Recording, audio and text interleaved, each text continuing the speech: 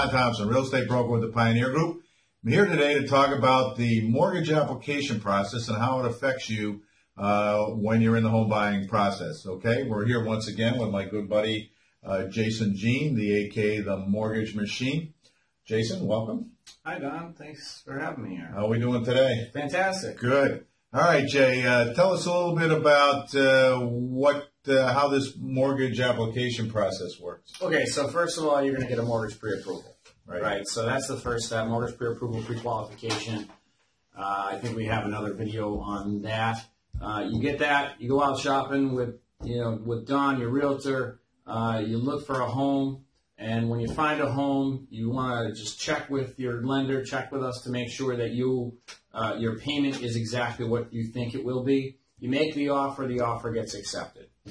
Okay, so now that's what you do with Don, and then once that happens, you're going to immediately want to schedule your inspection so you can get that out of the way, and call me, call your lender, okay, so you can set up an appointment for your mortgage application, which is typically done in person, but can be done, over the internet, over the phone, such different ways to do it. But face-to-face is generally the way it's done. We set up the appointment, we meet, and that's when you bring in all of your W-2s, your updated pay stubs, your 1040s or federal tax returns, at least 2 months of bank statements.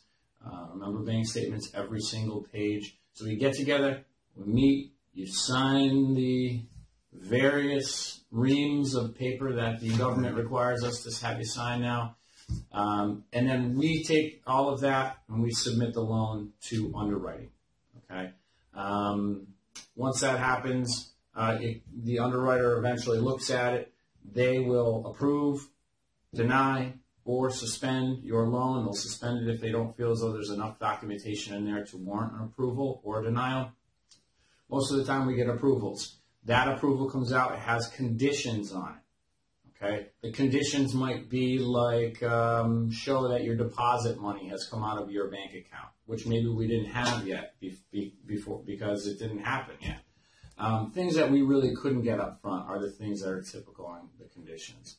At that point, we may have even already ordered the appraisal, and we gather the conditions. When you give us the conditions back, we resubmit those. Possibly we have the appraisal report back. We resubmit those to underwriting. The underwriter reviews them. If they feel as though everything that we've submitted will satisfy all of the conditions, they get issued what's called a clear to close. Those are great words to hear in our industry. They make the realtors very happy. And so if there is something left, we just have, we call you up and say, oh, you know what, that bank statement that you gave us, it did have an additional deposit in there that we have to verify where that came from. We get that. We throw it back into underwriting. They get it, and then they issue the clear to close.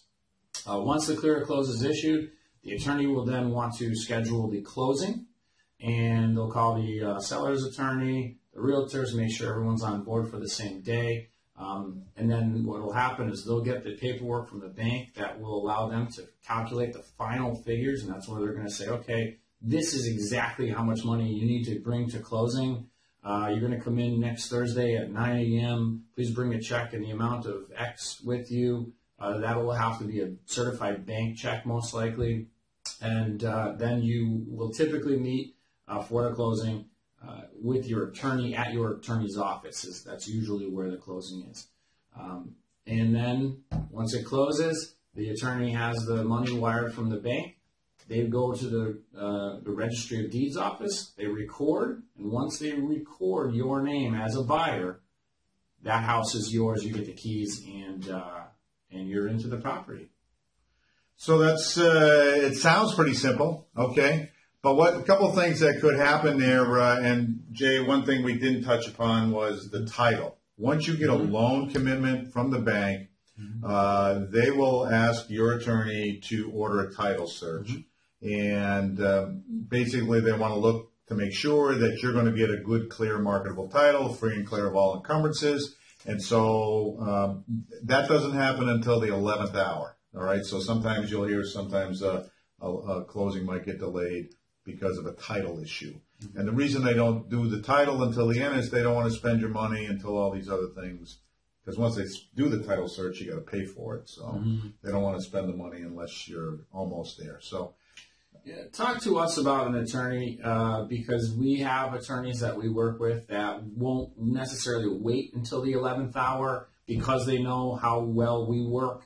And so if we say, you know, the loan's been approved, standard conditions, everything looks great, it may be 3-4 weeks before the closing, and some of the attorneys that we generally work with on a regular basis will go ahead and order that title so we're not waiting around last minute for it. So what that says is you should work with people that know how to work together. All right?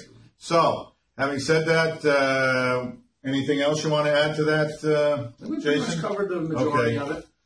All right, so I want to thank you again for all your insight into this process, Jason. And for information about the home buying process, please visit the websites below. Also, please comment, like, share, and subscribe to our channel. This is To Your Success. Don Thompson, real estate broker with the Pioneer Group. Have a great day.